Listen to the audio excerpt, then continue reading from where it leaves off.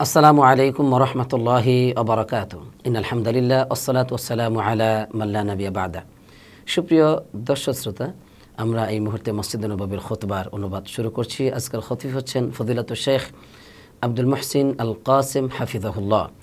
যে বিষয়ে তিনি রাসূলুল্লাহ সাল্লাল্লাহু আলাইহি ওয়াসাল্লামের মিম্বারে দাঁড়িয়ে মুসলিম উম্মার জন্য খুতবাটি পেশ করেছেন, তা হচ্ছে আল্লাহর তাকবীর পাঠের গুরুত্ব। আল্লাহ রাব্বুল আলামিনের তাকবীর পাঠের যে কি গুরুত্ব, কত ফজিলত এবং এটার মর্যাদা যে কত, এই বিষয়ে আমরা অধিকাংশ মানুষই আমরা অজ্ঞ, এই ব্যাপারে জানি না।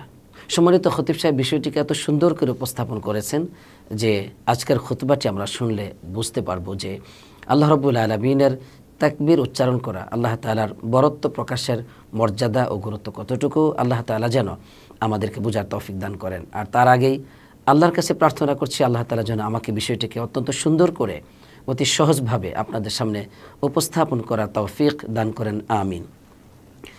সম্মানিত খতিব সাহেব প্রথমে আল্লাহ রাব্বুল আলামিনের প্রশংসা জ্ঞাপন করেছেন, অতঃপর রাসূলুল্লাহ সাল্লাল্লাহু আলাইহি ওয়াসাল্লামের উপর দরুদ পাঠ করে তিনি আমাদেরকে তাকওয়া নসিহত করে বলছেন, হে আল্লাহর বান্দারা, তোমরা আল্লাহ রাব্বুল আলামিনকে ভয় করো, ভয় করার মতো যথাযথ ভয় করো, আর তাকে তোমরা মুরাকিব হিসাবে, পরিদর্শনকারী হিসাবে গ্রহণ করো। প্রকাশ্যে অপ্রকাশ্যে সকল অবস্থাতেই তোমরা তাকে একমাত্র পরিদর্শনকারী, যিনি দেখছেন, যিনি শুনছেন, এইভাবে তাকে তোমরা গ্রহণ করো।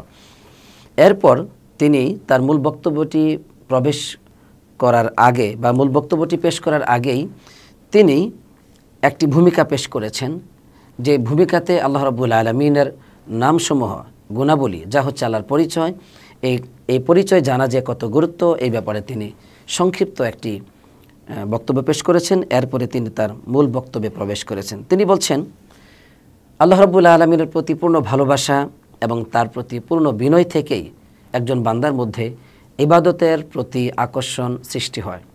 আর একজন মানুষ যতক্ষণ পর্যন্ত আল্লাহ রাব্বুল আলামিনকে জানতে না পারবে, তাকে বুঝতে না পারবে, ততক্ষণ পর্যন্ত তার মধ্যে আল্লাহর প্রতি ভালোবাসা, শ্রদ্ধা, ভক্তি আসবে না।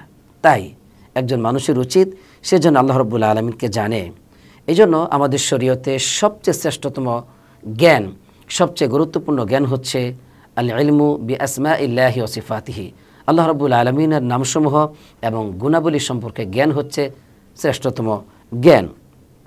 আর আমাদের এই যে আত্মা, এই আত্মার সবচেয়ে বেশি আকর্ষণ হচ্ছে আত্মা তার রবকে জানতে চায়, তার সৃষ্টিকর্তাকে জানতে চায়। এই জন্য আল্লাহ রাব্বুল আলামিনকে জানা, আমাদের রবকে জানার আর কোনো পথ নেই তার নাম এবং গুণাবলী জানা ব্যতীত। ঠিক একজন মানুষ যতটুকু পরিমাণে আল্লাহ রাব্বুল আলামিন সম্পর্কে জানবে, তার নামাবলী এবং গুণাবলী সম্পর্কে জানবে, ঠিক ততটুকুই তার মধ্যে আল্লাহর প্রতি ভালোবাসা সৃষ্টি হবে, আল্লাহর প্রতি সম্মানবোধ তার মধ্যে আসবে এবং আল্লাহর দিকে সে ছুটে চলতে আগ্রহী হবে। এই জন্য আমাদেরকে আল্লাহ রাব্বুল আলামিন সম্পর্কে জানতে হবে। তাকে জানলেই আমাদের মধ্যে আসবে ঈমান, আমাদের ঈমান শক্তিশালী হবে এবং পাশাপাশি একজন বান্দা আল্লাহ রাব্বুল আলামিনকে যেইভাবে মূল্যায়ন করে, যেইভাবে তাকে শ্রদ্ধা করে, যেইভাবে তার দিকে ছুটে চলে, ঠিক একজন ওই বান্দার প্রতি আল্লাহ তাআলাও অনুরূপ আচরণ করে থাকেন। অতএব আসুন আমরা আল্লাহ রাব্বুল আলামিনকে জানার চেষ্টা করছি। সম্মানিত খতিব সাহেব বলছেন, আল্লাহ রাব্বুল আলামিনের নামসমূহের মধ্যে অন্যতম একটি নাম হচ্ছে আল কাবীর। আল কাবীর, এটা হচ্ছে আল্লাহ রাব্বুল আলামিনের নাম। আল্লাহ সুবহানাহু ওয়া তাআলা তিনি কাবীর, তিনি হচ্ছেন সুমহান, তিনি বিশাল, তিনি সকল বরত্বের একমাত্র অধিকারী। তো তিনি কাবীর সত্তাগতভাবে, নামগতভাবে এবং গুণগতভাবে, তথা তিনি সুমহান তার সত্তার দিক থেকে, তার নামাবলীর দিক থেকে, এবং তিনি অসংখ্য মহান গুণে গুণান্বিত। আলহামদুলিল্লাহ। আল্লাহ রাব্বুল আলামিন তিনি নিজেকেই এ গুণে গুণান্বিত বলে ঘোষণা দিয়েছেন যে তিনি হচ্ছেন এমন একজন রব, তিনি হচ্ছেন আল কিবরিয়া, যার মধ্যে রয়েছে বরত্ব। তাই তিনি একমাত্র এই বরত্বের অধিকারী, আর তিনি একমাত্র ইবাদতের হকদার। তিনি যেহেতু আকবার, সকল কিছুর চাইতে বড়, তার চাইতে বড় কেউ নেই, কোনো কিছু নেই। আকাশে জমিনে যা কিছু সৃষ্টি করেছেন তা খুবই তুচ্ছ, খুবই নগণ্য। আকাশ জমিনে তার চাইতে বড় কেউ হতে পারে না। এই জন্য তিনি একমাত্র ইবাদতের হকদার বলে দাবি করেছেন। তিনি বলেছেন যে আন্নাল্লাহা হুয়াল হক, যালিকা বিআন্নাল্লাহা হুয়াল হক, ওই আল্লাহ তিনি হচ্ছেন সত্য, ওয়া আন্না মা ইয়াদউনা মিন দুনিহি আল বাতিল, তিনি ব্যতীত যাদেরকে ডাকা হয় তারা হচ্ছে বাতিল। ওয়া আন্নাল্লাহা হুয়াল আলিয়ুল কাবীর, নিঃসন্দেহে আল্লাহ রাব্বুল আলামিন তিনি হচ্ছেন আলী, সুউচ্চ, আল কাবীর, তিনি সুমহান। আলহামদুলিল্লাহ। অতএব আল্লাহ রাব্বুল আলামিন হচ্ছেন সম্মান ও মর্যাদার একমাত্র অধিকারী। তাই তিনি আমাদেরকে আদেশ করেছেন আমরা যেন জীবনের সকল ক্ষেত্রেই তার বরত্বের প্রকাশ করি, আমাদের কথাবার্তায়, আমাদের কাজে কর্মে, আমাদের ইবাদতের মাধ্যমে, এবং বিশ্বাসগতভাবেও আমরা যেন তাকে বড় হিসেবে গ্রহণ করি। এ মর্মে আল্লাহ রাব্বুল আলামিন কোরআনুল কারিমে তিনি স্পষ্টভাবে জানিয়ে দিয়েছেন যে হে রাসূল, তুমি তোমার উম্মতকে জানিয়ে দাও, ওয়াকুলিল হামদুলিল্লাহিল্লাযী লাম ইয়াত্তাখিয ওয়ালাদা ওয়া লাম ইয়াকুল লাহু শারীকুন ফিল মুলকি, তুমি বলো তোমার উম্মতকে যে সকল প্রশংসা একমাত্র সেই আল্লাহর জন্য যিনি কোনো সন্তান গ্রহণ করেননি এবং রাজত্বে তার কোনো শরিক নেই, কোনো অংশীদার নেই, তথা আকাশ এবং জমিন নিয়ে হচ্ছে আল্লাহ রাব্বুল আলামিনের রাজত্ব। এই রাজত্বের মধ্যে আল্লাহ তাআলা কোনো অংশীদার নেই। আলহামদুলিল্লাহ। আল্লাহ তাআলা আরও বললেন যে এটাও জানিয়ে দাও যে ওয়ালাম ইয়াকুল লাহু ওয়ালিয়্যুম মিনায যুল, যে তার কোনো অপমান এবং লাঞ্ছনা করার ব্যাপারে কোনো ওলি নেই, এমন কেউ নেই, এমন কোনো ওলি নেই, এমন কোনো অভিভাবক নেই যে আল্লাহ রাব্বুল আলামিনকে অপমান এবং লাঞ্ছিত করতে পারে। ওয়াকাব্বিরহু তাকবীরা, আর তুমি তার বরত্বকে প্রকাশ করো। সুবহানাল্লাহ। আল্লাহ রাব্বুল আলামিন যেহেতু তিনি কাবীর, যেহেতু তিনি বড়, এই জন্য তিনি আমাদেরকে তার বরত্ব প্রকাশের আদেশ করেছেন। সুবহানাল্লাহ। এরপরে সম্মানিত খতিব সাহেব তিনি আমাদের কাছে আল্লাহর বরত্বের গুরুত্বকে বোঝাতে গিয়ে তিনি বরত্বের যে বিভিন্ন অবস্থা আছে এবং বিভিন্ন সময় আছে, স্থান আছে, এইসব বিষয়গুলো তিনি আমাদেরকে জানিয়ে দিয়েছেন। তিনি বলছেন ওয়াসসালাতু যুল্লুন ওয়া ইনকিসারুন বাইনা ইয়াদাই কিবরিয়াইল্লাহি ওয়া আযমাতিহি। সুবহানাল্লাহ। সালাত হচ্ছে এমন একটি ইবাদত যে ইবাদতের মাধ্যমে একজন বান্দা তার রবের বরত্বের সামনে, তার রবের আজমতের সামনে সে নিজেকে খুব তুচ্ছ করে, নিজেকে হেয় প্রতিপন্ন করে আল্লাহর সামনে, রবের সামনে ভেঙে পড়ছে। এজন্য সালাত হচ্ছে এমন একটি ইবাদত যার মাধ্যমে আল্লাহর যে সম্মান, আল্লাহর যে বরত্ব, তিনি যে কাবীর, তিনি যে সুমহান, এই বিষয়টি কিন্তু প্রকাশ করা হয়। তাই দেখা যায় নামাজের প্রথম থেকে নিয়ে শেষ পর্যন্ত এই ইবাদতটুকু এমন যে তাকবীর দিয়েই এটাকে সাজানো হয়েছে। আমরা যখন আজানের ধ্বনি উচ্চারণ করি তখনও বলি আল্লাহু আকবার, সুবহানাল্লাহ। নামাজ যখন আমরা শুরু করি সালাত, তখন কিন্তু আমরা বলি আল্লাহু আকবার। ইকামা যখন দেওয়া হয় তখনও কিন্তু তাকবীর বলা হয়। তাহলে এইভাবে নামাজের মধ্যে আমরা নামাজের মাধ্যমে আল্লাহ তাআলার বরত্বকে প্রকাশ করি। নামাজের এক অবস্থা থেকে যখন আরেকটি অবস্থার দিকে আমরা স্থানান্তরিত হই, তখন কি বলে আমরা স্থানান্তরিত হই?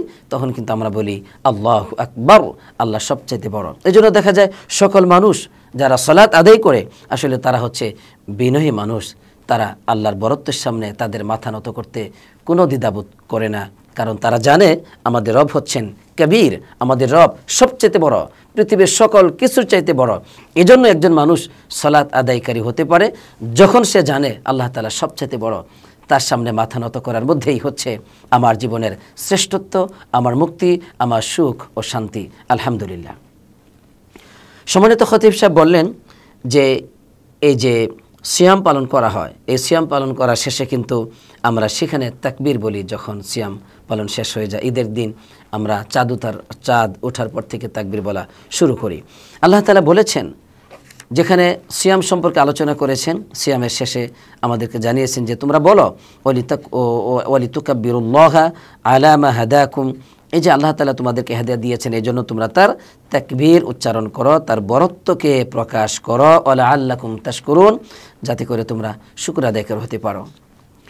হজ এমন একটি ইবাদত যে ইবাদতের মধ্যেও আল্লাহ রাব্বুল আলামিন তিনি আমাদের জন্য বিধান রেখেছেন যে আমরা তার তাকবীরকে উচ্চারণ করব, আমরা তার বরত্বকে প্রকাশ করব। এই জন্য সাফা এবং মারওয়াতে যখন মানুষ সাফা এবং মারওয়াতে সাই করে, তখন দেখবেন সেখানে সাফাতে দাঁড়িয়ে, মারওয়াতে দাঁড়িয়ে তাকবীর বলা হচ্ছে, আল্লাহু আকবার ধ্বনি উচ্চারণ করা হচ্ছে।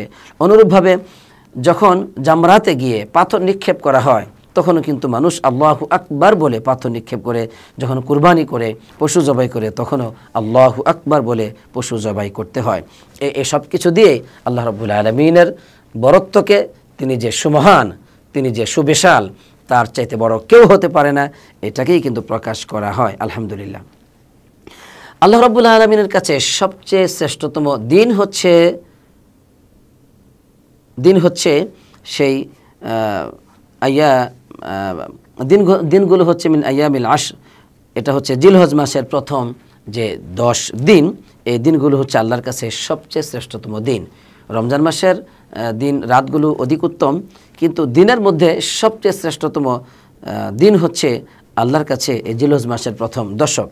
তো এই জিলহজ মাসের প্রথম দশকে আল্লাহ রাব্বুল আলামিন যে ইবাদতটা পছন্দ করেন সেটা হচ্ছে আল্লাহর তাকবীর বলা, আল্লাহর তাসবিহ পাঠ করা। এই সম্পর্কে রাসূলুল্লাহ সাল্লাল্লাহু আলাইহি ওয়াসাল্লাম বলেছেন, মা মিন আইয়ামিন আযমু ইনদাল্লাহ, আল্লাহর কাছে মানে সবচেয়ে শ্রেষ্ঠতম দিন হচ্ছে এবং আল্লাহর কাছে ওয়ালা আহাব্বু ইলাইহি মিনাল আমালি ফিহিন্না, যে এবং যেই দিনগুলোর মধ্যে আল্লাহর কাছে ইবাদত করা হচ্ছে সবচাইতে প্রিয় বিষয়, সেটা হচ্ছে কোন দিন?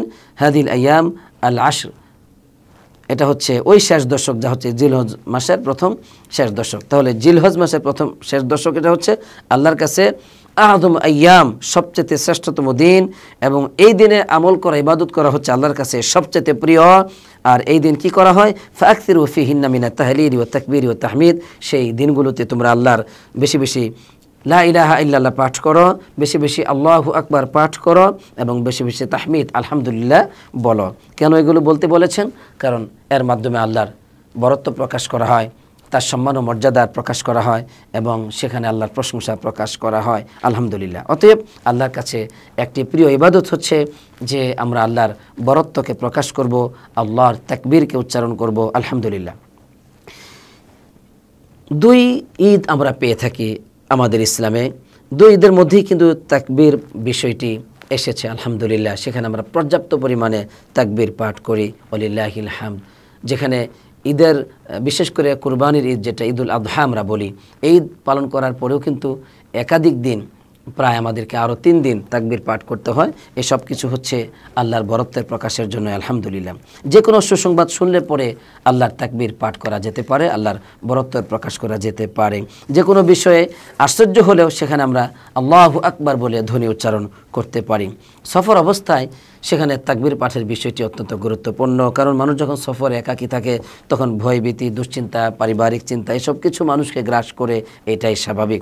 কিন্তু সেই মুহূর্তে রাসূলুল্লাহ সাল্লাল্লাহু আলাইহি ওয়াসাল্লাম যেটা করতেন, তিনি যখন সোয়ারির উপর আরোহণ করতেন তখন তিনি 3 বার আল্লাহু আকবার পাঠ করতেন আলহামদুলিল্লাহ। কারণ আল্লাহু আকবার ধ্বনি উচ্চারণ করলে মানুষের অন্তরে ভয়ভীতি দূর হয়ে যায়, অন্তরে প্রশান্তি আসে, সাহস আসে, শক্তি আসে, মানসিক প্রশান্তি শক্তি বৃদ্ধি পায় আলহামদুলিল্লাহ।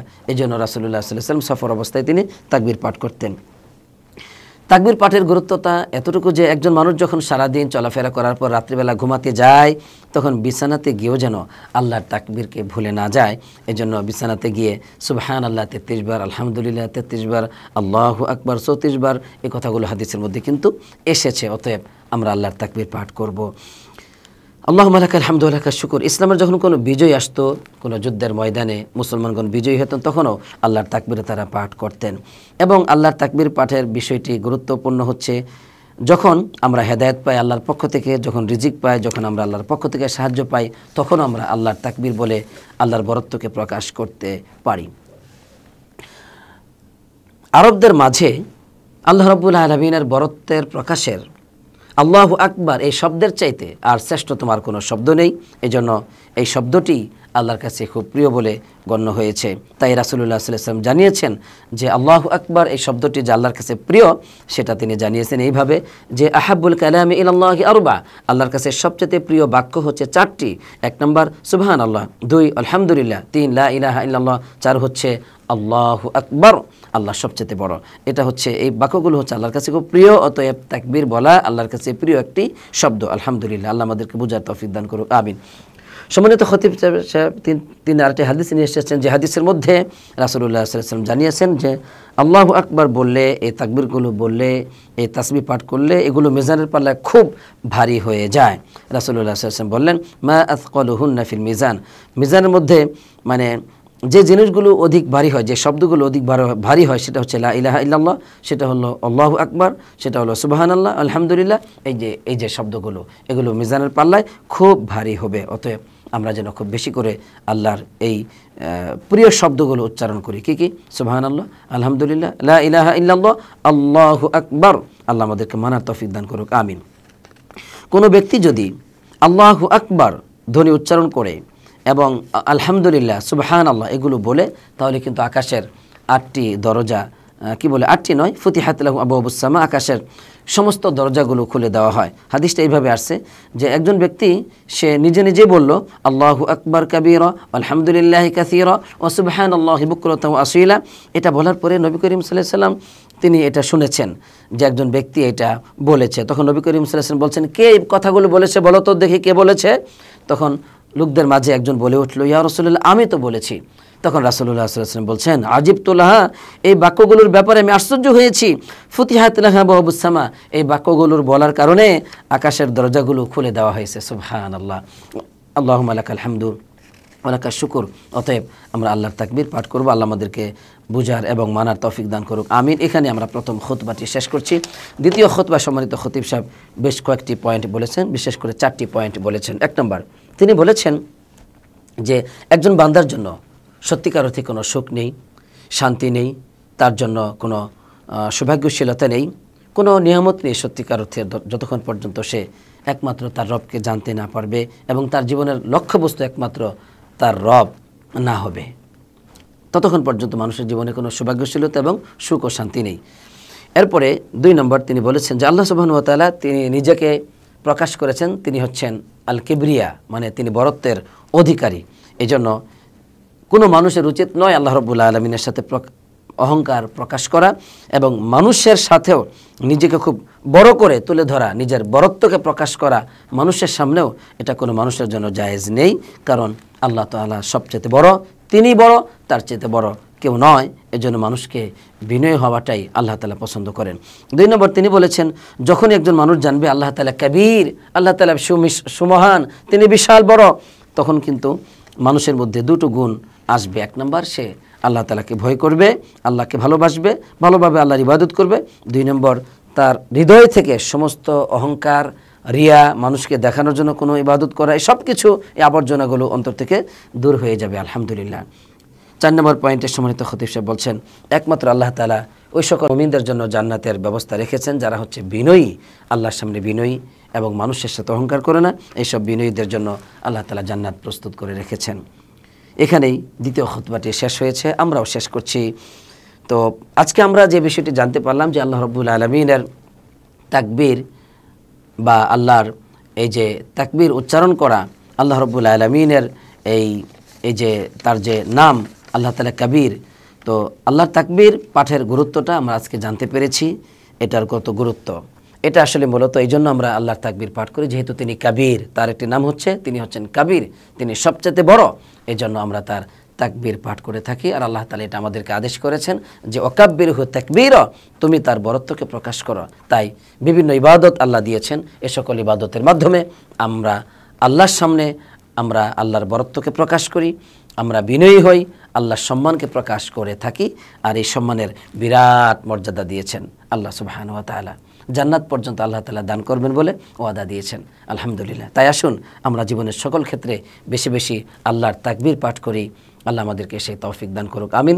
জীবনের সকল ক্ষেত্রেই আল্লাহর সামনে নিজেকে বিনয়ী হিসেবে যেন প্রকাশ করতে পারি, তাহলে আল্লাহর নৈকট্য হাসিল করতে পারবো। আল্লাহ যেন আমাদের সবাইকে তৌফিক দান করেন, আমিন। এখানে শেষ করছি। যা শুনেছি এর উপর আমাদের সবাইকে আমল করার তৌফিক দান করুক, আমিন। আগামী খুতবাটি শোনার জন্য আপনাদেরকে আবার স্বাগত জানাচ্ছি, যে সামনে আগামী সপ্তাহে আবারও নতুন কোনো খুতবা নিয়ে আপনাদের সামনে উপস্থিত হব। সেই পর্যন্ত সাক্ষাতের অপেক্ষায় রইলাম। আল্লাহ সুবহানাহু ওয়া তাআলা আমাদের সবাইকে কবুল করুক, আল্লাহর দ্বীনের জন্য আল্লাহর গোলাম হওয়ার তৌফিক দান করুক, আমিন।